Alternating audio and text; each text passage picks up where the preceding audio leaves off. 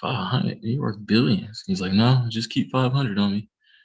I'm like, dang, he ain't spending a dime. Yeah, facts. $500. Yeah, Still drive a regular car. They're gonna all follow that same playbook, man. They know what's valuable, what's not. Gotta take them same and apply it. We good to go. Well, hello and welcome to the Lost Confederacy channel. This is week 5 of the 13-week fiscal program of recovery for American prisoners of war. I have myself, Chief Eco. Today we have Chief Alligator as well as Chief Black Coat. And here, as always, we focus more so on that first letter in the acronym APOW, which is American. And as always, we're going to start off with the video from MSNBC about this system being completely infiltrated from top to bottom in regards to this government. Let's go ahead and play this here. Anti-Defamation League's Center on Extremism is out with an in-depth analysis of a leaked Oath Keepers membership list from a year ago, which finds there were hundreds of names on it of current or former elected officials, law enforcement officers, and members of the military. The Oath Keepers are a far-right militia group, multiple members of which stormed the United States Capitol during the insurrection and that attack on January 6th. For more on this new report, CEO and National Director of the Anti-Defamation League, Jonathan Greenblatt, joins us now. Jonathan, thanks for being with us. So take us through the report that you all did, how you got your hands on the list, and what were some of the more troubling aspects of what you found? Sure. Thank you for having me this morning, Willie. And I will tell you, this is a chilling report, the likes of which we've never released before. Last September, ADL analysts were able to get our hands on a data leak of the Oath Keepers membership rolls. There were 38,000 names that were essentially pulled from their records and put out in the open. Our analysts pulled down the information before the Oath Keepers could pull it back. We used open source techniques, including public records, social media, and other methods to review every single name that we found. And I must say, we thought the Oath Keepers were a threat when they rampaged through the Capitol on January the 6th, but we had no idea just how deep the threat truly is. We found hundreds of active law enforcement members who are part of the Oath Keepers, 10 chiefs of police, 11 sheriffs, dozens and dozens of active members of the US military, some 80 individuals who were running for public office, almost 24 of whom made it through the primaries and will be up this fall. And look, you might not know all of these names. Many people might know Arizona State Senator Wendy Rogers, who still, months after the terror attack at the Capitol, proudly proclaimed that she was an Oath Keeper and supported the group. But I'm talking about a county commissioner in Nevada, a town justice in New York, a firearms instructor in Pittsburgh, a pastor in North Carolina, and it goes on and on and on. These are individuals with access and influence.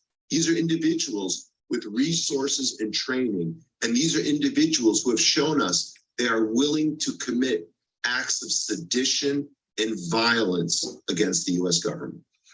Jonathan, are you surprised at the extent of the membership of the Oath Keepers and other far-right groups who apparently, or maybe they do know, that the underpinnings of the philosophy of these groups are rooted in race and religion? In other words, they're against anybody who isn't white. And Jewish people obviously have a target on their backs based upon their philosophies. Does this surprise you at all that their membership is so diverse in a sense? It somewhat does. I mean, look, right-wing extremism is a spectrum. We know that, Mike. And so there are white supremacists, there are sovereign citizens, and indeed, there are these armed militia groups. We know organizations like the Proud Boys Tario, the head of it, is Hispanic. And indeed, there is some diversity among the Oath Keepers. But I think what's more frightening is the fact that they, for a long time, have prioritized recruiting active and retired law enforcement and military. We thought, Mike, they weren't being successful. We were wrong. We have a problem with an enemy inside our own ranks who has committed, as the Oath Keepers do, to uphold a higher oath, not to have fidelity to our commander-in-chief or necessarily to the jurisdictions where they work, but to their notion of the Constitution and a holy obligation that, again, puts minorities, puts Democrats, and puts ordinary citizens in their crosshairs. CEO of the Anti-Defamation League, Jonathan Greenblatt, thank you very much for coming on this morning. So again, just got to keep reiterating this point, keep, repetition in regards to this video. And one thing that kind of just stood out to me today that, finally kind of clicked is he said this list was, they got a hold of this list last September. So not last month, but last year in September. And this information is just now coming out before the elections for, of course, coming into November. So that was very interesting to me of how they kind of sat on this information for basically a whole year. And then, hey, just to let you all know before you guys run to those polls, folks that you're voting for, they were the ones that kind of stormed or that did storm the Capitol on January 6th. So we're not going to tell you exactly who they are, but just know that, a lot of your politicians that you'll be voting for within these upcoming elections were pretty much involved in it. So take that how you may. So that was very interesting to me. Anybody kind of want to build off that? And I'll just ask a simple question. I mean, I know they put that out, but has Biden said anything about it? Haven't heard nothing. Right. In addition to Biden, the president saying anything, who are the 79 people? We're not asking that question. He said 80 people are running for public office. He mentioned one out of Arizona. Who's the other 79? I'm going to keep reiterating. He's saying militia. He's not talking about a nonprofit organization or no justice, no peace, no rallies. He's talking this week in Arizona, the same state that he outed that an active militia member is running for public office. The militia was at the voting polls. Correct. This week.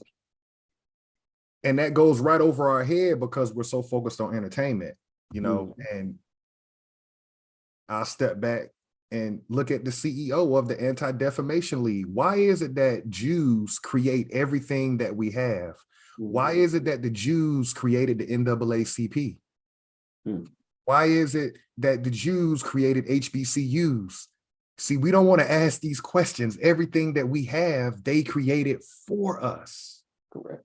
And I just think it's very interesting, those that are in high management or entrepreneurship, why is everybody avoiding when Kanye said, take the top 10 contracts out of every industry and let's do a live debate with the best lawyers and just look at the common trend about how we're all getting fucked. Nobody wants to talk about that with Kanye. Everybody wants to, I'll say, low-hanging fruit. They want to advertise the low-hanging fruit. He spoke about George Floyd.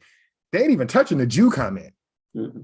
That's another debate you could have live on platform and have 1 million people on that video. Take your best scholars from the Jewish set and take your best scholars that are melanated, and y'all break down that Bible and just for clarity. Been doing that since early, what I say, definitely 2010s. They was signing at a TV talk, going back and forth on topics about who's the Jews. So yeah, he opened the door. Yeah, people know about this stuff. But like you said, because that Jew thing, when you look into it, it's not a race. They really created their identity through the Bible. So then if Kanye opened the door and was like, I'm the Jew, Mhm. We need to look at that literature and find out who. But see, the fact that you don't even want to have that discussion means you want to stay in ignorance. I'm gonna stop right there. Just ask questions about everything. Correct. And like how you said, they like to skate over the real questions that should be asked, but like you said, want to pick at, little things that he might have said. No, he's asking valid questions. Why don't we go ahead and get the top 10 contracts in each of these industries? Why don't we go ahead and see who the actual Jew is compared to your religious text too? Within your religious text, who is that person that they're talking about? So now those are great points. And just another example, Jonathan Greenblatt, I believe he's Jewish. So we have the CEO of the Anti-Defamation League talking about, militia members in the U.S. government, but also, again, in that high management position over another organization, like you stated, NAACP, HBCUs, and now the Anti-Defamation Leagues, which basically marks people as being hate groups, or marks organizations as hate groups. So just questions to ask yourselves as the viewer. And the only reason I'm throwing that out about who created it, if we created our own Anti-Defamation League, then the Ku Klux Klan would have RICO charges. The United States government would have RICO charges, but as long as you're letting another group of people create your entities, you're never going to get RICO charges on the Ku Klux Klan. So you see the bait and switch. You got one set of Europeans, Jews, creating all your organizations for the prisoners of war on the land, and they drop the topic in the bowl that they want you to talk about. You're not coming up with your own topics.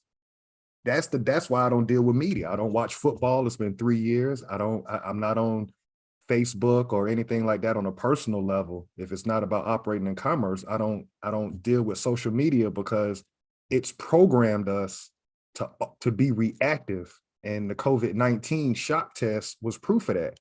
They know that about 60% of the people out here are Simple Simon motherfuckers. If we run that advertising enough, they'll go do it. We're 1 year to this month. A year ago well, actually almost 12 months. We're 1 year almost coming in November where people went and took shots to keep a job. That was the straw that broke the camel's back. The people who run this industry knew. We got them. Now all the information's coming out that there was no animal testing done. There's all kind of side effects, but that's besides the point. That campaign's over with. They're not bombarding you with it no more. Pfizer, Moderna, and Johnson & Johnson made huge amounts of money had you invested in their shares 2 years ago when Donald Trump enacted the Defense Production Act. Had you invested in it then, you'd be sitting right now 2 years later up. Just dropping that in there. But we forget because we're one track minded. It was a marketing scheme on the world. No, great point. Great points there. And I think they even had something that just came out too in regards to New York. I believe those who were terminated because they didn't take the vaccine are now able to get their jobs back with back pay, I believe. So again, like you just said, just highlights the what is it? Pretty much, I guess that herd mentality. Okay, I guess we all got to go ahead and do it, just because the master said, let's go ahead and get these shots, type of thing, but not sitting back. The Jews said. Facts. Go ahead and get this shot. If you want to keep your jobs, again, 2 years later, or really a year later, hey, you really didn't have to get that shot. And if you did, sorry. But without further ado, we'll jump into the 12 steps. And I think this ties greatly into what we just discussed in regards to Kanye and just, putting our energy into the system and what we do have as far as what we can control, utilizing that tool to actually have some sort of power. And that would be pretty much just withholding our dollar. But I'll start here with number one. Number one, learn about the estate or estates your family originated from. Number 2, who established that estate? Number 3, what tribe and confederacy had jurisdiction over that area prior to the European? Number 4, ask all nonprofit organizations you attend, what's your position on reparations? Number 5, they either support it or they don't. No support, no money. However, if they support it, then children and adults need weekly classes free of charge about steps 1, 2, and 3. In addition, field trips to APOW landmarks in that city, county, and state are needed. Number 6, don't support European holidays for the remainder of the 13-week time frame. Number 7, avoid spending money with any small business that does not hire your people. Gas stations, so example, gas stations, nail salons, subways, corner stores, etc. Number 8, all businesses need operating cash. Spend money with American businesses. Number 9, all other groups rely on our energy and operating cash to survive. Set the trends of making other groups follow our lead and support our clubs, services, products, and entertainment. Number 10, the US government is bankrupt. The Federal Reserve prints money, i.e. quantitative easing, and it burns money, i.e. quantitative tightening. The US dollar has been backed by gold since Richard Nixon in 1971, the gold standard act. The government operates off the full faith of its citizens to pay debt and taxes. American prisoners of war no longer have faith in the US government. This is why financial support will be altered, stopped, and redirected. Step 11, teach your children 1 hour a day about their history on this land. A, have them learn about an American inventor. B, have them know about our heroes. C, they should know the European that conquered the estate you live in. And D, they should know the nation of people prior to European invasion, militarily and culturally. Step 12, practicing these steps will educate us on the land we're claiming America and attaches us to the history and laws of the US government. Every state, every estate American prisoners of war live in should have steps 1, 2, and 3 advertised via social media, radio, and newspaper. This in 13 weeks, 1 fiscal quarter, will bring us together for our common cause. So those are our 12 steps of recovery. And if we were to just practice these steps, I know Chief Blackcoat highlighted this last week, we don't have anything in writing. We don't have a agenda, a plan, a code of conduct. This is it. This is it right here. And if we just follow pretty much, if you just wanted to do steps 4 through 10, we'll be in such a better position than we are currently. Again, just being conscious of where we are allocating these funds. We know it's not money, so we'll call it what it is, it's fiat. If we were to focus and, be in control of our money instead of having our, again, let me rephrase that, being in control of this fiat instead of having this fiat control us, we'll be in much better position for that. So again, just redirecting that energy, redirecting that support, and having it focused on one clear goal as a group of people. And I'll let y'all build on that. No, Chief, as you was reading, I was saying, yeah, we need it. The people need this. Like Chief Alligator said, that repetition. As you're reading, I'm like, yeah, this, if we can really understand what the steps are saying, know yourself, don't give your money away to just anybody, and pretty much do your own thing, become self-sufficient. Same thing this group of people have done.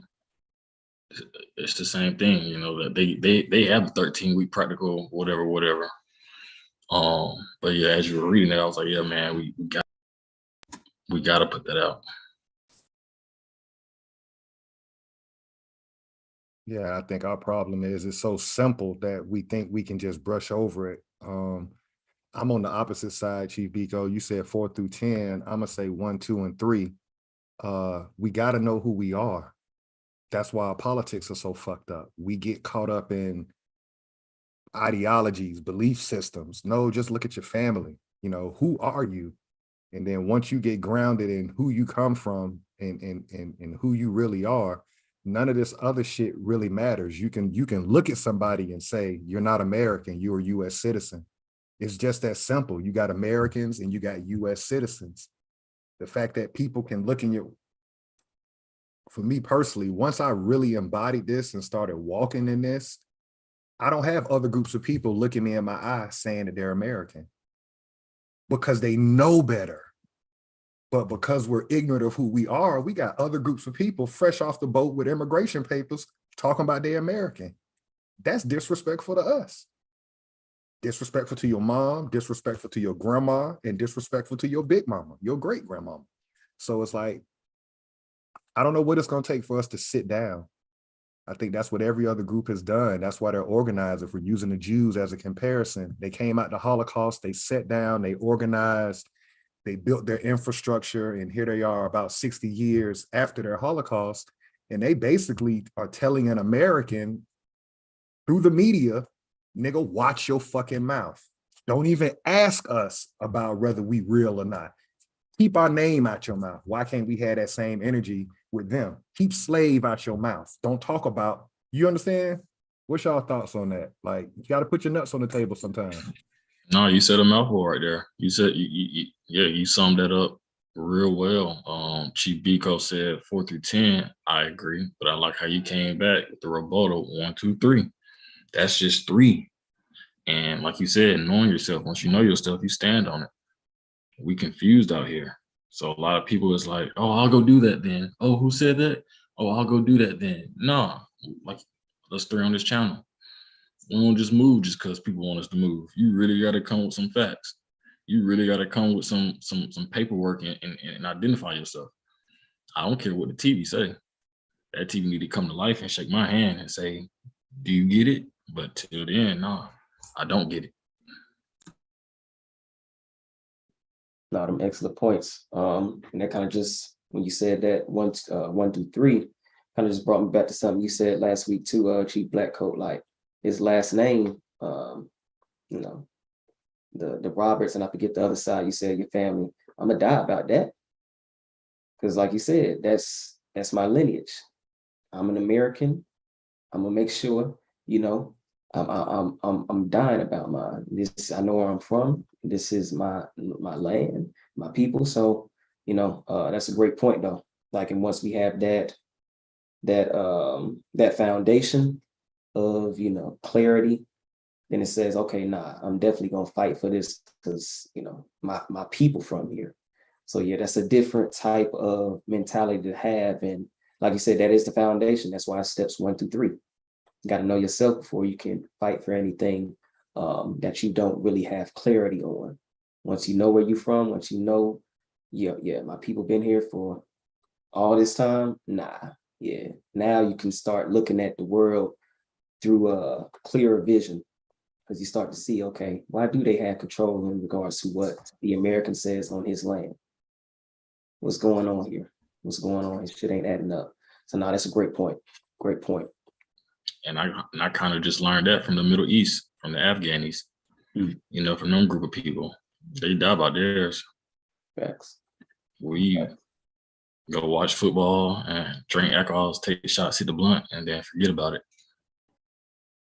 They don't get that privilege. Even though I love sports. But it's just that sometimes keep me off of the edge. I feel you. With that, Chief Alligator, I believe you had the Inventor for this week. Yep, I'm gonna share my screen real quick, get into it. Hold on, where we at? All right, this week's Inventor is going to be Lyde, Lyde W Benjamin. Waiting on my page to populate back up. This individual invented the combined broom moistener and bridle. That's a scientific way of saying the broom in the dustpan. Let me pull up the image real quick. Move this to the side, blow this up a little bit. So we can see LW Benjamin, he invented the broom, and he also invented the device that you would put the broom in. This device would allow water to drip out of it. And it also would allow for dust not to circulate in the air. That was the original concept of him inventing this broom. Lyde W. Benjamin, federal patent number US 497747 Alpha. He invented this broom May 16th, 1893. He lived in Boston, Massachusetts. His invention was new and useful improvements to the combined broom moistener and bridle. The object of this invention was to keep the broom moist while sweeping without being so wet as to drip, and to prevent the dust from rising. Also to bind together the straws of the broom, thereby preventing them from spreading, causing the broom to last longer and enabling it to do better work. So he went into very fine detail, even with the spacing of the, what's the word he used? The straws. He actually got that detail with how far the straws should be spaced from each other to keep the broom from spreading so that you can get more life out of it. So when you go to the dollar store today or wherever you go to purchase a broom, we also created that invention. And his family, as well as our group of people, do not receive any percentage of income from this invention that was given to the world. That's this week's inventor, Lyde W. Benjamin. Thank you there, Chief Alligator. And next, we'll go ahead and have Chief Black Coat with this week's Dr. Carter G. Woodson quote. Let me go ahead and pull this up for you. And yeah, just let me know which one you want to do.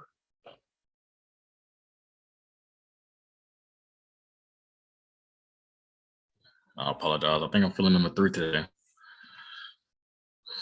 So it is well understood that by teaching of history, the European man could be further assured of his superiority, and the Negro could be made to feel that he had always been a failure, and that the subjection of his will to some other race is necessary. The freedman then would be still a slave.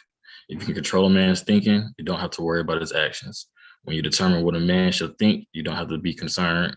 You do not have to concern yourself about what he will do. And that's just, hate to keep bringing up, we're not going to bring up anybody. Moving forward for me is free thinking and understanding how to do for self, being able to speak what you want to say and stand on it and not be afraid of any repercussions, because why should there be if I'm not actually harming somebody? You know, maybe my speech supports a group of people. So why can't this group of people be supported? Why do I have to keep the mug or the gag in my mouth? So I just felt number 3 was important to speak out about today. Definitely a great quote for this week. Like you said, just summarizes pretty much what we've been discussing the past, really 2 to 3 weeks, I say. So now that's a great quote. Mm-hmm. I'll go ahead and continue with this week's, the legal definitions as well as maroon historical points. Number 1, American, indigenous to America. Number 2, descendants, one who follows in the bloodline of an ancestor, either linearly or collaterally. Number 3, slavery, a situation in which one person has absolute power over the life, fortune, and liberty of another. Number 4, prisoner of war, a person, usually a soldier, who is captured by or surrenders to the enemy in wartime. Number 5, school, any institution in which instruction is given in a particular discipline. Number 6, education, an enlightening experience. Number 7, recovery, a return to a normal state of health, mind, or strength, the action or process of regaining possession of something stolen or lost.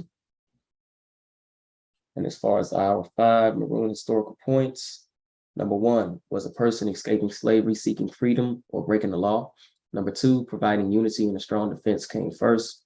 Number 3, maroon leaders were first and foremost military figures. Number 4, maroons established guerrilla warfare, planting sharp sticks in thick grass. And number 5, maroons knew their European enemies' language, defenses, and plans. And those are our maroon historical points. All right. And last week we had jumped into the 1957 Civil Rights Act. This would be the first Civil Rights Act to come, or the first be established, you could say. So we'll go ahead and continue with this. I forget where we stopped off. Let me see here.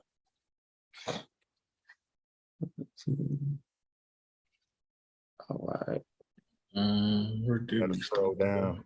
You did, you were reading the rules and procedures of the commission that was established by the president.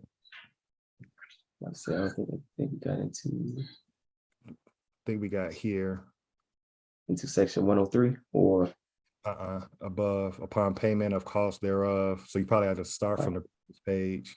gotcha. Blow this up a little bit. Okay. All right, I'll go ahead and start here.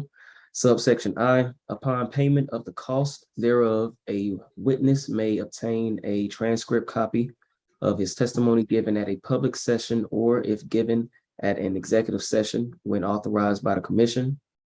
Subsection J, a witness attending any session of the commission shall receive 84 for each day's attendance. For each day's attendance and for the time necessarily occupied in going to and returning from the same, and 8 cents per mile for going from and returning to his place of residence. Witnesses who attend at points so far removed from their respective residence as to prohibit return thereto from day to day shall be entitled to an additional allowance of $12 per day for expenses of subsistence, including the time necessarily occupied in going to and returning from the place of attendance. Mileage payment shall be tendered to the witness upon service of a subpoena issued on behalf of the commission or any subcommittee thereof. Subsection K, the commission shall not issue any subpoena for the attendance and testimony of witnesses or for the production of written or other matter which would require the presence of the party subpoenaed at a hearing to be held outside of the state wherein the witness is found or resides or transacts business. So again, these were just pretty much the procedures that they would be going through in regards to this Civil Rights Act. And now we're going to get into the actual sections of it. Well, let's put it in context real quick. This comes from the executive branch, which is the president. So we know Congress makes laws, but Congress didn't decide this. This is what the president in 1957 decided. I'll do a commission. And now he's setting up the parameters for who's going to get compensated to go down into the South and start interviewing people about why is it that you want civil rights now? This is what's going on. See what I'm saying? Our grandparents are living under Jim Crow, but the government is setting up a commission to act as if they don't know that they're waging unlawful war on us. That's basically, they're playing dumb. Gotcha, makes sense. Makes sense there, okay. Let me see here, compensation of, what does that say? Members of the commission, section 103A. Each member of the commission who is not otherwise in the service of the government of the United States shall receive the sum of $30 per day for each day spent in the work of the commission, shall be reimbursed for actual and necessary travel expenses, and shall receive a per diem allowance of $12 in lieu of actual expenses and subsistence when away from his usual place of residence, inclusive of fees or tips to porters and stewards. B, subsection B, each member of the commission who is otherwise in service of the government of the United States shall serve without compensation in addition to that received for such other service, but while engaged in the work of the commission shall be reimbursed for actual and necessary travel expenses, and shall receive a per diem allowance of $12 in lieu of actual expenses for subsistence when away from his usual place of residence, inclusive of fees or tips to porters and stewards. So in that first subsection, it states those who are not in service of the U.S. government. So those who are I guess usually when it work underneath the US government, will be paid $30 per day, and then also get that per diem allowance of $12 for any type of expenses. And those that are in service, so those that are underneath the government's umbrella as far as employment, would only be given that $12 in lieu. So they wouldn't be compensated anything additional. That's what I'm getting there. Yeah, it's actually $50 per day for the people that aren't in the federal government. 50. But yeah, that's all they're doing, just setting up. It's a money play. They're gonna get paid to investigate Jim Crow. Interesting. I'll pick up Like you here. mentioned, playing dumb as if they don't already know what's going on. So when they came up with this executive order, what are they just trying to save their asses? Or what's this whole play for? But yeah, I guess that, the government, there's an executive order, so it's like the president has to be presidential. Well, Yada to be yada honest yada. with you, there's a movie coming out right now that's right in alignment with where we are on this channel, and it's called Emmett Till. Emmett Till's murder is what sparked this portion of the civil rights. So if we compare that to today, that would be like Tamir Rice. You see what I'm saying? When they killed Emmett Till, everybody started. It wasn't the lynchings that triggered it. It was that Emmett Till murder that was like, wait a minute. And Buddy was his father was in World War II battle. So he's not home. And so his son gets killed while he's off to battle. And you're going to notice that theme that we get wrapped up in their wars, which takes the man from out of the house. And then you start seeing towns get burnt, or kids starting to get hung. Yeah. Just to throw that in, that's why this 1950 Civil Rights Act, it goes right in alignment with Emmett Till. I'll pick up where you, Chief Biko. Okay. Duties of the commission, section 104A, the commission shall investigate. The commission shall, number one, investigate allegations in writing, under oath, or affiliation that certain citizens of the United States are being deprived of their right to vote and have the vote counted by reason of their color, race, religion, or I don't know what that word is right there. What is that, you guys? Looks like nutritional to me. National origin. National origins, which writing under oath or affiliation, affirmation shall set forth the facts upon which such belief or beliefs are based. All right, so that's kind of straightforward, pretty much what they're investigating. Voter suppression, we're still talking about that today. Number two, study and collect information concerning legal developments consisting in denial of equal protection of the laws under the Constitution, and appraise the laws and policies of the federal government with respect to equal protection of the law under the Constitution. Again, straightforward, just pretty much laying down with the duties of the commission. Go down to section B. The commission shall submit interim reports to the president and to the Congress at such times as either the commission or the president shall deem desirable, and shall submit to the president and to the Congress a final and comprehensive report of his activities, findings, and recommendations not later than 2 years from the date of the enactment of this act. Section C, 60 days after the submission of its final report and recommendations, the commission shall cease to exist. So 60 days after this commissioner's duties, just pretty much their job was done. They had 2 months. Right, go back up real quick, Chief Biko, to the section he just read. Just highlight that first under subsection 1, right there where it says oath or affirmation. Move your cursor up a little bit right there. Well, if it won't let you highlight it, that's fine. But an affirmation is nothing but an affidavit. It's a statement of facts. And so basically what the president is saying is, okay, this commission, y'all know how y'all gonna get paid now. Here's what I need you to do. Y'all gonna go down into the South and y'all gonna investigate allegations in writing under oath or affirmation. Anytime you hear the word affirmation, just think affidavit. You see what I'm saying? Because that's a statement of facts.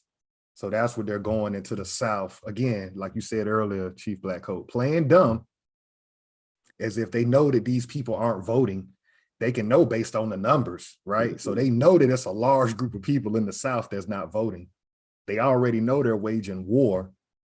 We're sitting up here talking about our history in the early 1900s as if, like, we'll use the word lynching, but we won't call it what it is, which is they were really warring against us.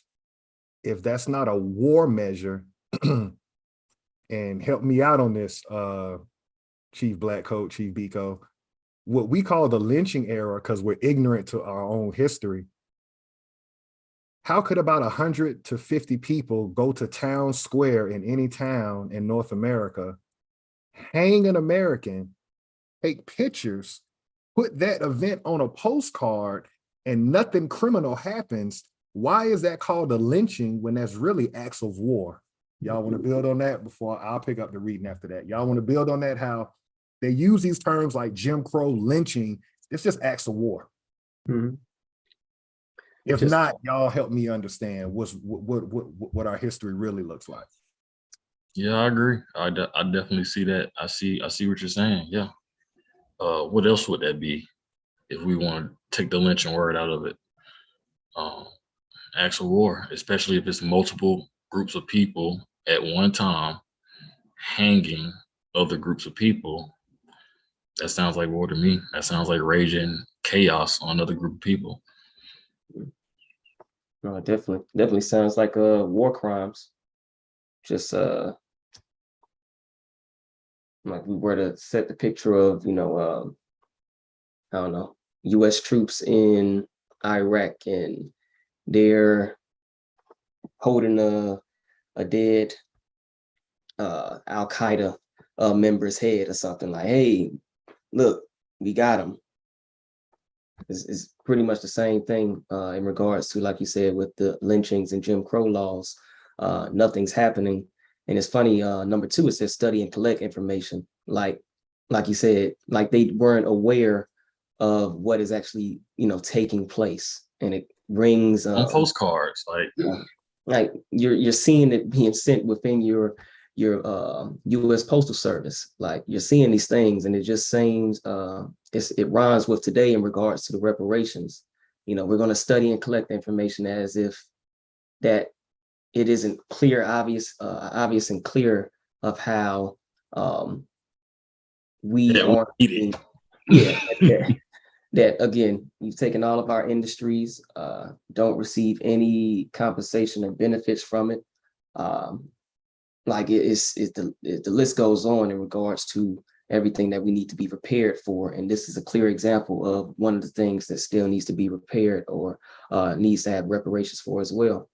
So yeah, it's just a almost like filing a complaint to your HR person about sexual harassment or something. Like we just gonna make sure we document it just for our, company purposes, but we're not really going to do anything in regards to that person that's, causing that harassment to you. But we're just gonna make sure we're notated. Something else comes up, then we can say, hey, we do have it on file that, such and such did this, but no action is really coming up out of it for our group in regards to that. And you're in corporate, so you're speaking from knowing and not just guessing, and that kind of breaks my heart, knowing that's how that goes. And these big time companies just notated, no, where's the action? How is he still coming to work? Correct. This woman is, or this man, it goes both ways nowadays. Mm-hmm. Terrified to come to work, but they got to put food on the table. I can't leave. That hurts. Absolutely. Can you stop sharing for 1 second, Chief Biko? And I'll pick up the next one. Okay. I just want y'all to see what a postcard looks like of Okay. us getting lynched, because they've sanitized our history over the years. You know, we would see a couple of these images when I was coming up in high school.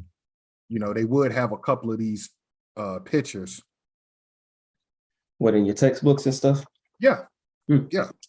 Yeah, they'll have a picture of somebody getting sick, somebody getting bit by a dog with the MLK thing, and they'll attach a couple of lynching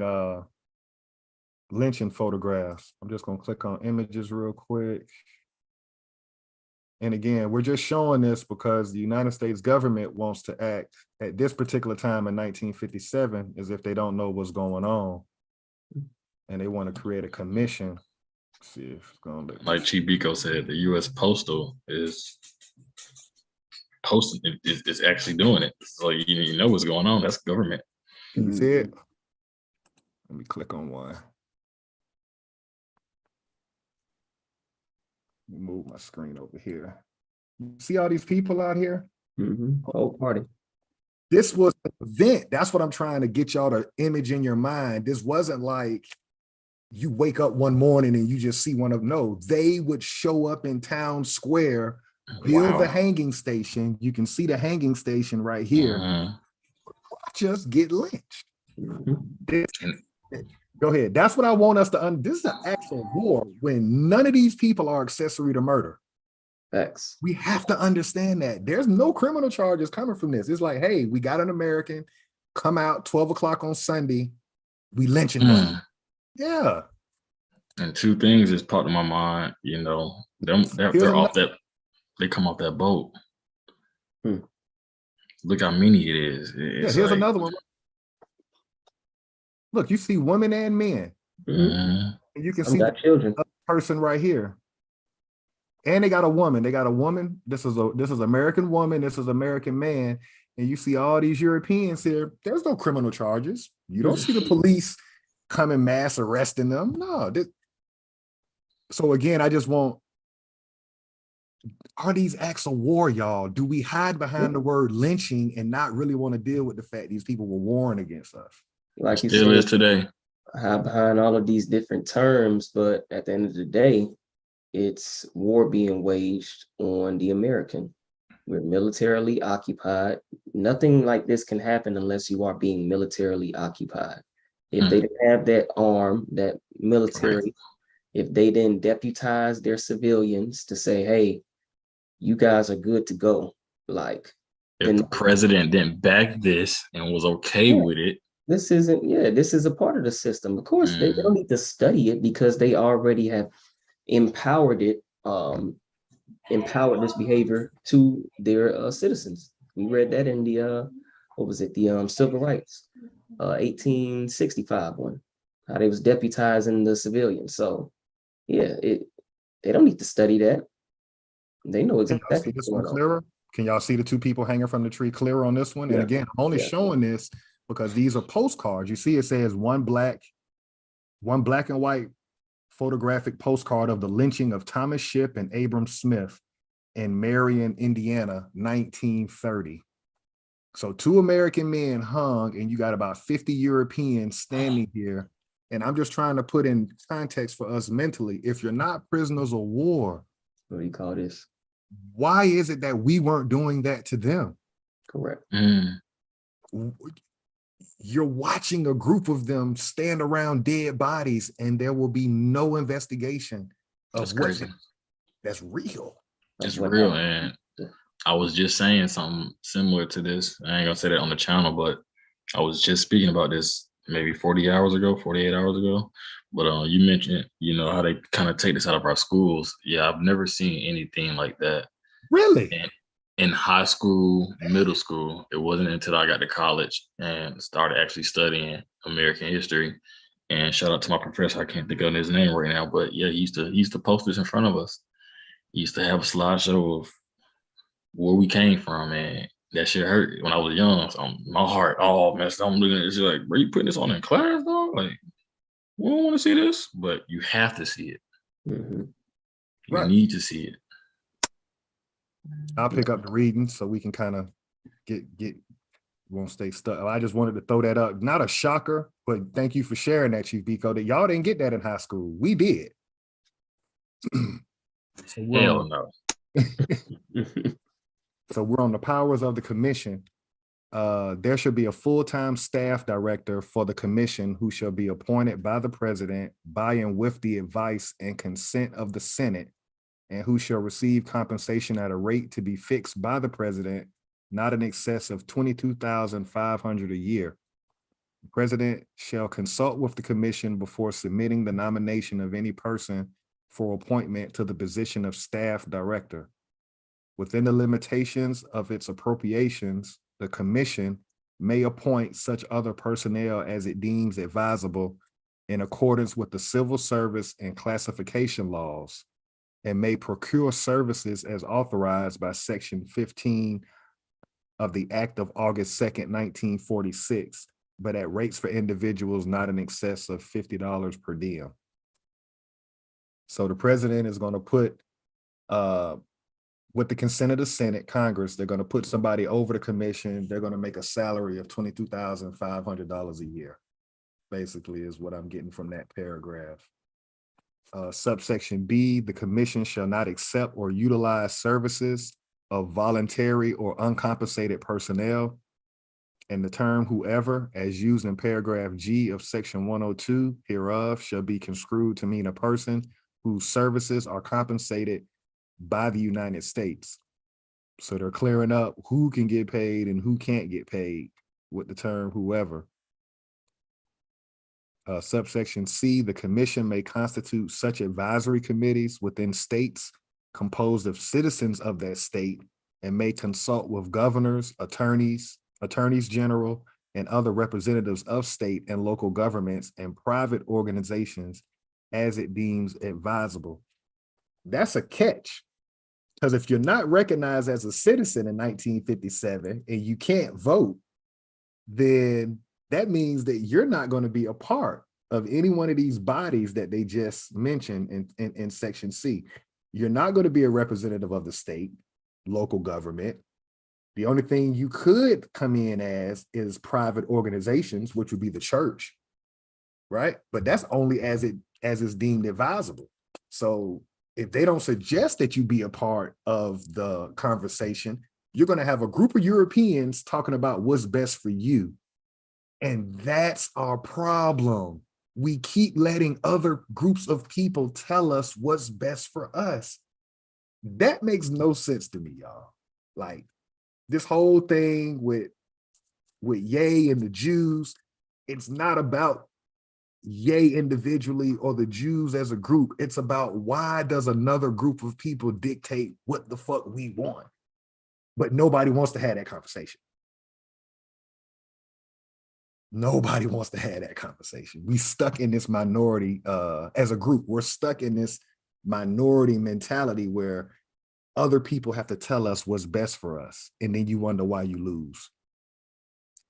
Subsection D, members of the commission and members of advisory committees constituted pursuant to subsection C of this section shall be exempt from the operation of sections 281, 283, 284, 434, and 1914 of Title 18 of the United States Code and sections 190 of the revisal statute. So now he's given an out, letting the members of the commission know and the advisory committees that they should be exempt.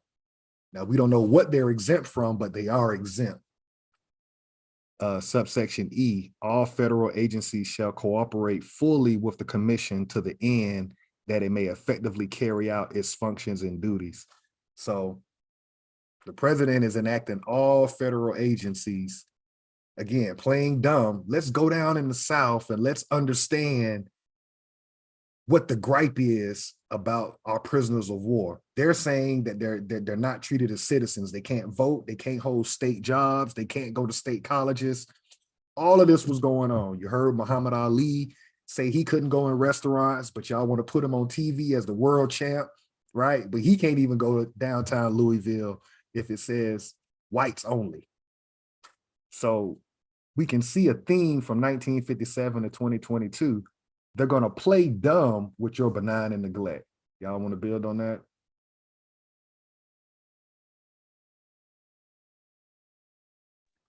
I mean, shoot, like you said, we just see it constant reminder of it. You know, sweep this under the rug. Let's talk about this. Give you guys topics to talk about.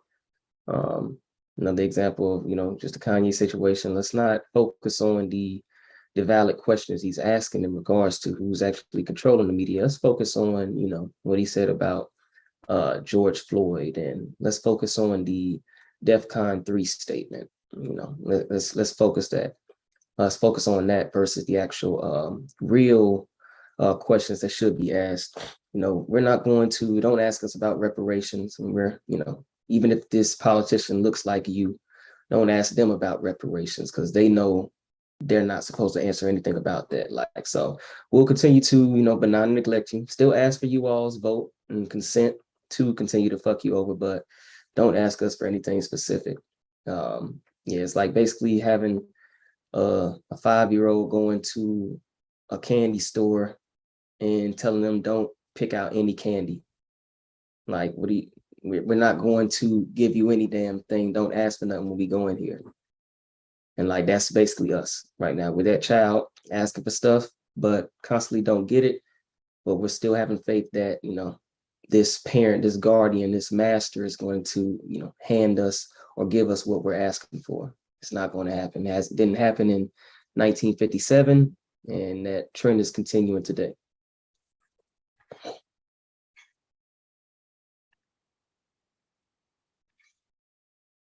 You Black Coat, you gonna build on that? You good or? I bet I had a secondary conversation going on, so I kind of missed out on that build. I apologize. We left off at If I can get through subsection F. FOR. The commission, or on the authorization of the commission, any subcommittee or 2 or more members, at least one of whom shall be of each major political party, may, for the purpose of carrying out the provisions of this act, hold such hearings and act at such times and places as the commissioner or such authorized subcommittee may deem advisable. Subpoenas for the attendance and testimony of witnesses or the production of written or other matter may be issued in accordance with the rules of the commission as contained in section 102J and K of this act over the signature of the chairman of the commission or of such subcommittee, and may be served by any person designated by such chairman. What jumps out to me right here is they're going to bring you up under Democrat and Republican when it says that at the top, at least one of whom shall be of each major political party. So you're already being benign and neglected, but we're going to send a Democrat and a Republican political party member in lieu of all these other federal agencies. And we're going to act as if, well, what's going on down here in the South? Let's play dumb and let's try to figure out, really, y'all been getting hung in trees and no murder charges? So we're just going to play dumb because you don't have a voice within their government, because you're not at the city, county, or state level. I think we really got to understand that. I deemed it advisable. We really got to get it that our grandparents were not a part of this government in any capacity. So you weren't clerk of court, you weren't judges, you weren't even police officers. You weren't a part of it. And that hurts because you always bring that up, Chief Delegator, about how we fought in every war. It makes me think about my grandfather who fought in the war, and he was never being compensated for how his body broke down. And when I found that out, I was like, wow, he wasn't getting a disability check. He wasn't part of the government. Yep. I'm gonna finish off subsection G. In case of continuance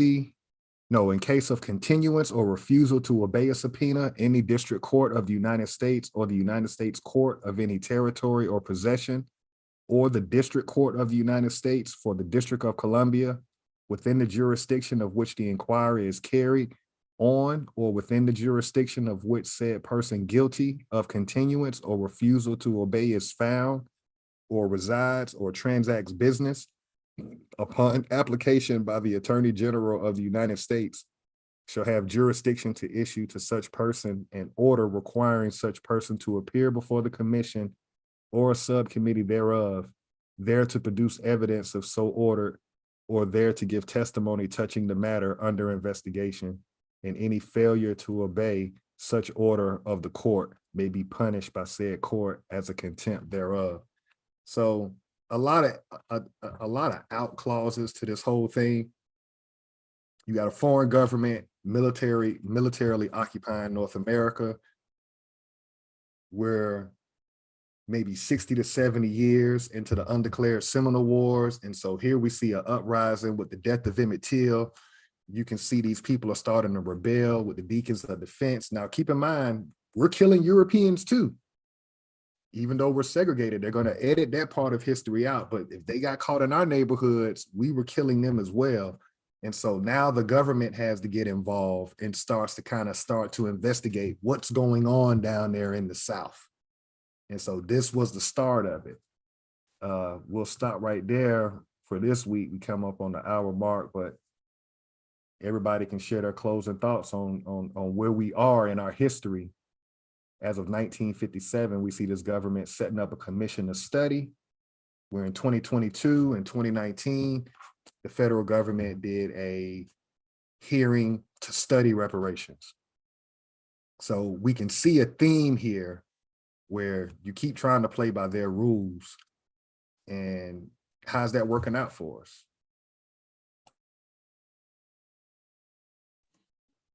Probably off topic, but on topic always.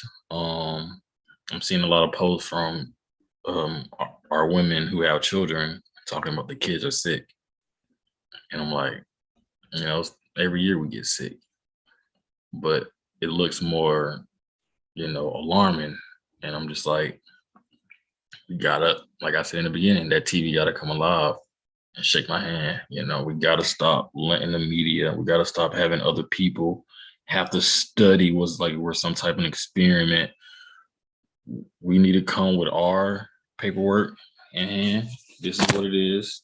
Mm-hmm. With our militias or whatever we want to call it, and stand on it. Shout out to Stacey Abrams. I heard she got a couple of things planned for us. She becomes the governor. I know, but at least she's speaking in those terms, and having us written down on paper. So that's kind of my closing statements. No, definitely just seeming a common theme, just common rhyming in regards to, this government's history. Like you said, having to study what is going on in the South in regards to this act during 1957. Like what's actually going on, as if you're not aware, having to study, the impact that slavery and Jim Crow era had on the Black Americans, as if you don't know, as if you're not aware, as if you didn't have a whole study in 1957 that we're reading now. So it's just, like you said, we're going to have, our documents in hand to say, because we know that it's going to continue to just be pushed off to the side. So we have to have our, stuff in order, have our documents, our affidavits, our, statement of facts, and then have that warrior arm behind us as we do it. That's the only way things get done. Only way we get into these rooms to have these actual conversations to make things get done. So that just seems to be the common trend that I'm seeing here. Like Grandmaster Jason say, we want Texas. Give us Texas, we'll build a wall, separate ourselves from these fuck niggas, because clearly they're not going nowhere unless we do something about it. But give us Texas. It's big enough. Let's go to Texas. Fuck it. Build a wall. I'm saying the Southeast region, because you wage unlawful war. So everything from the Carolinas all the way over to Louisiana, everything southeast of the Mississippi. He always River. coming back. Yeah. Yeah.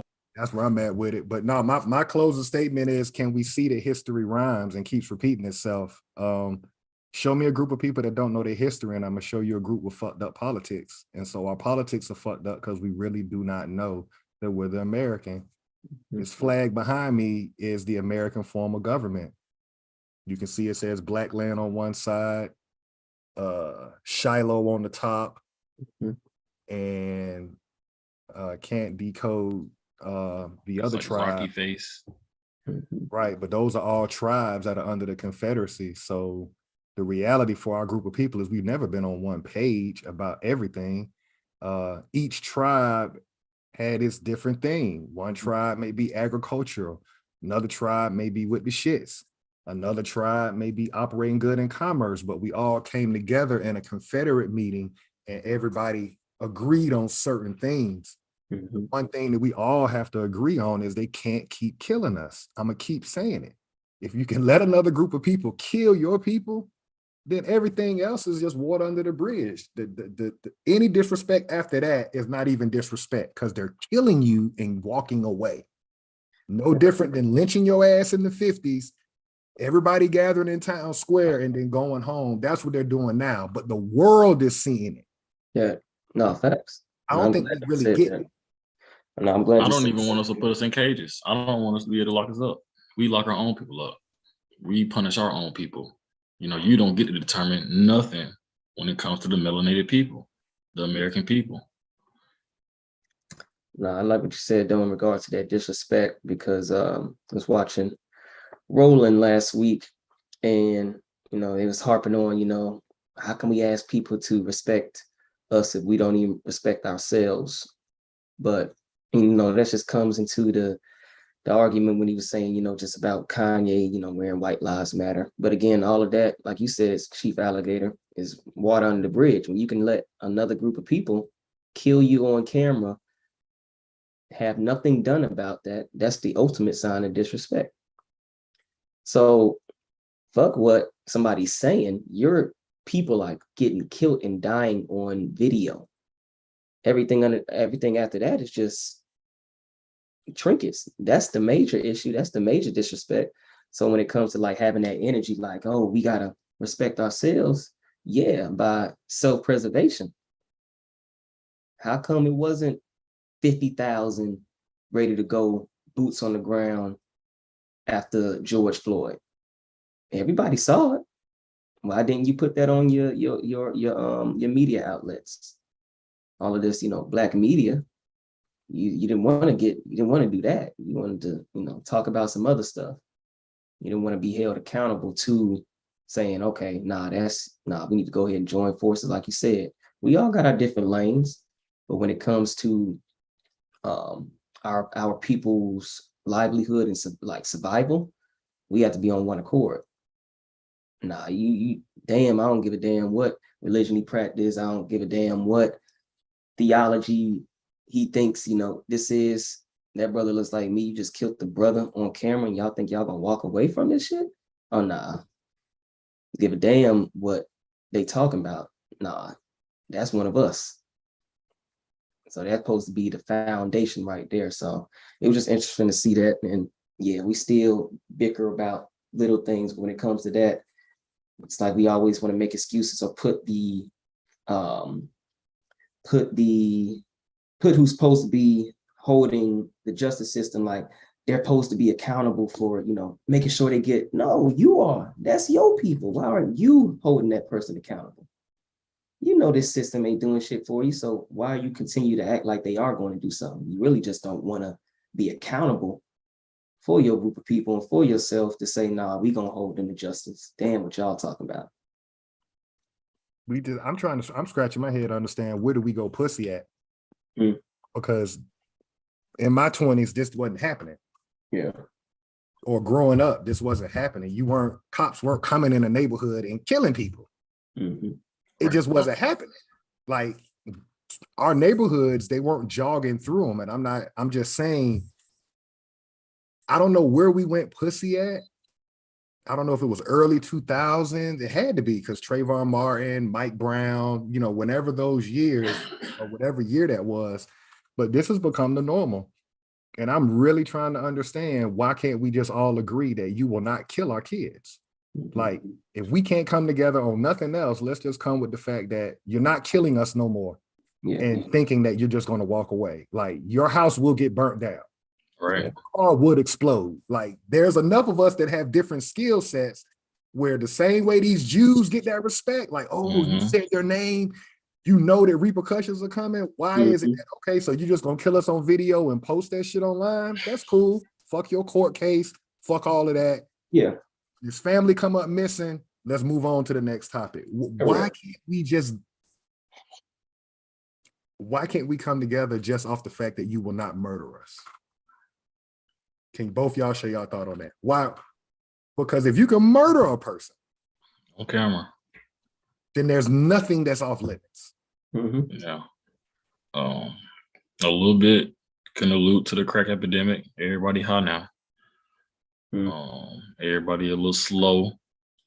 Everybody a little, definitely, you know, docile. Definitely don't want to react. And it's, to me, it's just they have their first line of defense, the police. So they beefed up the police so much, and like you said, now they can kill you on camera and they know they're protected. So it's like, whoa, there's police everywhere. I don't want to. And then they put us in the cages. I don't know where we went pussy at, but it's like they have so many layers of why this group would be afraid. You know, nobody wants to do 15, 20 years inside their cages. Nobody wants to, you know, be to blame for, and then, you know, nobody has your back. So now, you know, Grandmaster Jay, you know, just gone. So it's like, but back to your question, where we went pussy at, I don't know.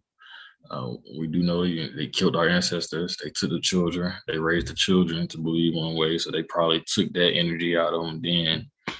Then from there, it's just like, who are we raising today?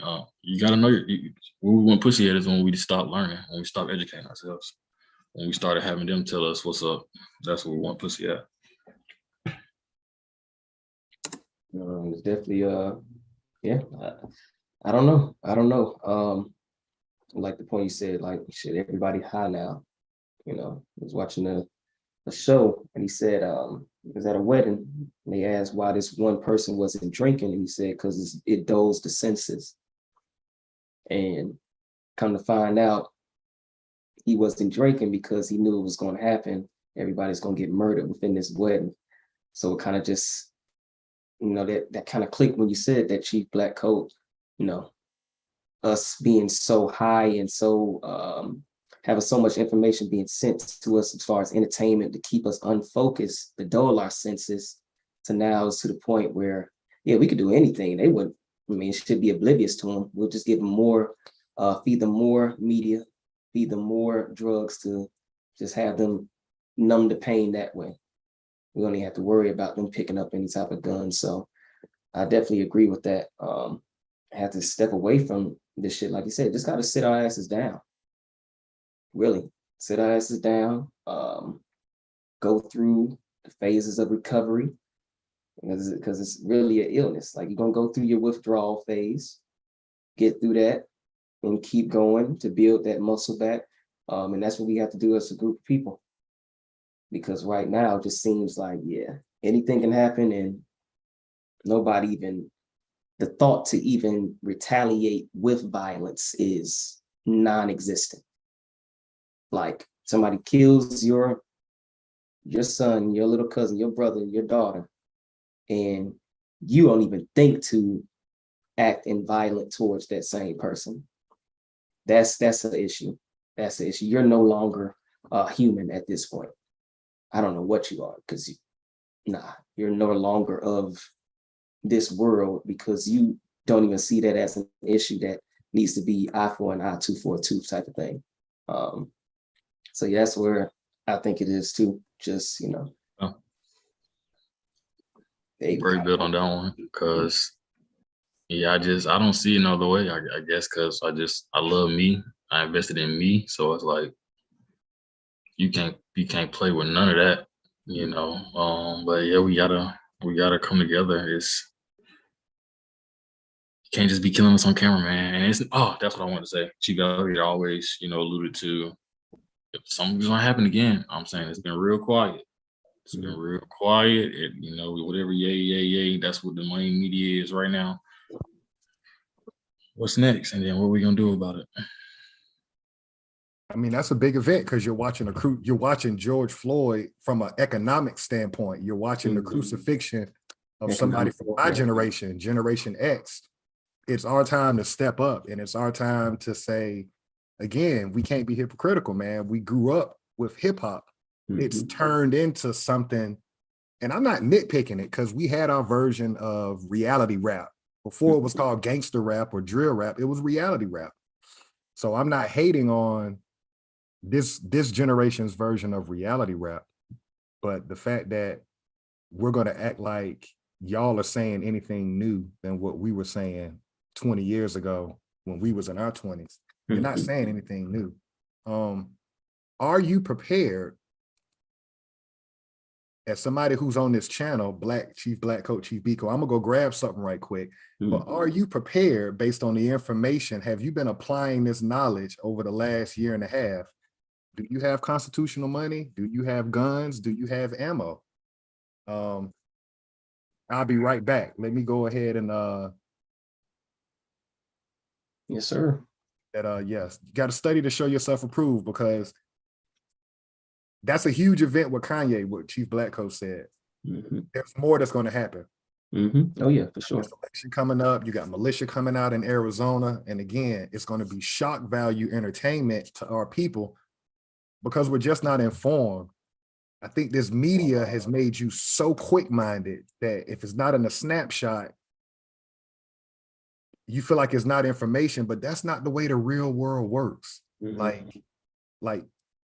you're not going to get anything done based off what the media tells you. You're going to have to read documents. You're going to have to physically file stuff, submit stuff. It's kind of like this information age has got people thinking that that's the route, but that's not how it works in real life. Everything's so quick, and they think that's right. It's a procedure. Everything is a procedure. Right. And you're not willing to sit down for whatever reason, then how are you going to operate in the world and go through a procedure? Everything is a step process. Do this, do that, do this. And then you got to wait X amount of time to get response back. We want stuff now. And it's like people feed off of that, right? Let's do a rally. Let's do a study committee. Fuck all that. Yeah. What's the procedure? But I'll be right back. I just want to, for the time that we've been on this channel, we should all be able to show the world that, yeah, learning about who I am, understanding that there is no money, there are certain things that we're doing to prepare for the inevitable. Because everybody else knows that the dollar is losing value but us. Oh, yeah, exactly. We're going to be the last one sitting up here scratching your head because, yeah. How they got this oil? My bad, Chibiko. Go ahead. And I was like, I wish you would have sent in the group checks, bring your real money out. My shit is not where I'm at right now, but I definitely would have been. I think I got a little silver on me. I got a little silver, some platinum. I ain't got no gold though. Funny you said that though, man, because but I got a little bit. Shit, the ones that's in tune are definitely gonna always protect ourselves. I know you got the straps around. We ain't worried about that. Yeah, look, I got to. Let me see. Because I already know you gonna coat that bullshit. Let's get out. I'm saying, let me go ahead and grab. Yeah.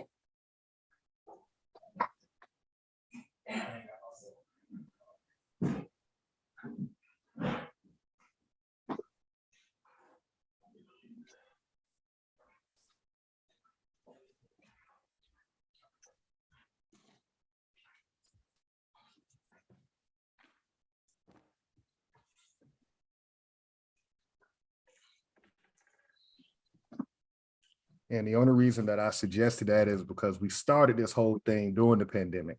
Where closing out a fiscal year. So we have to look back at the year, be like, okay, where do we have progress? Where do we gain? We started in a pandemic. Mhm. I'm so proud of myself and everybody that's a part of this because we grew. When the world turned dark, we turned on the light. And stuck to it. And we decided to stay positive every Sunday and drop information. So Got the now that student you've got time going by, You got a line bag. have you been investing in constitutional money? Mine don't look like that, but yeah, I got mine too. I ain't got it with me right now. You see what I'm saying? So Uh-huh. so what Ooh, yeah, you got okay. in the middle of this pandemic, when you watch the world shut down, can you look back and say, damn, I've been studying to show myself approved. I've been doing certain things. You understand? Oh, right. Green tip for the ones that know what that means. Oh yeah, you know. Right. Oh, I got AK rounds. Right. Can you look back at your bomb and say, okay, I got XYZ, I got certain things done? Yeah. Or are you looking back since March 2020 and you haven't evolved mentally? Are you still caught in what the media is throwing at you? Did you step outside the matrix? Mhm. These are what you call ounces. Mhm. The world knows what the fiat dollar converts this to. The only people that don't know is niggas. That one nice. You kind of made me jealous with that one. Let me see what you're doing. Let me see what you're working with. Oh yeah, I had to get me a little upgrade, man. Yeah, I'm like, hold on, I don't remember this. You know, That's an AR? Yes, sir. Uh-huh. Okay, you got your scope on there? Okay. That's the one I was shooting at the range the other day. Okay. So it got you locked in. Your scope Yes, got you sir. locked in. For Okay. sure. I still love it. So that's all. I just want to show the people that we're not reading the fact that there is no money, and we're not, we're all going to get that moment where, as this United States government continues to lose power on the worldwide stage, you got BRICS. That's an organization. China, India, Japan, now Saudi Arabia. Everybody is coming up under this new world order because they want to use currency that's gold, which makes it money. Stuff we're using right now are just coupons. Correct. We're literally in an amusement park called the United States government, and one group of people that are going to get fucked over when you go to this fair. And it's so why do we want to keep going to this amusement park when there is no money? Because there's foreigners managing and running this government, but they're not the Americans. So it's all fake. But that statement right there, you're going to think I'm crazy, right? And mental health is real, right? But we read the Constitution and tell you 1971, Nixon took the dollar off the gold standard. So, it's so crazy. I was having a conversation with my pops Friday, I think it was Friday. And he was telling me, like, man, it's so crazy how I pay off the house and I still have to pay property taxes. And I said, wow. The only thing really payable or that can be considered as payment for debt is gold and silver. And I said, I wonder if, you pay with it in gold and silver, would that still have to happen? He said, damn, I didn't even think about that. So it just shows, how much we have to break away from this system if we really want to become free. Because like he said, there's no way I done paid off the house and I'm still having to pay X amount in property taxes now, but something that I'm supposed to own. Because he said, if I don't pay this property taxes, the bank can take this whole operation, this whole house. So because you're operating in trust, and when you operate in trust, you can use things, but you never own it. So you never own your vehicles, your house, or anything. You just get the benefit of using it, but you don't own it. That's going to go over our head. We trust you to keep it. Right. That we live. You made your payments. Yeah, you're a trustee. You can, You're like a custodian, you're a trustee of this account. You have access to this, but you don't own it. Right. Gee, I'm gonna have to re-up on something.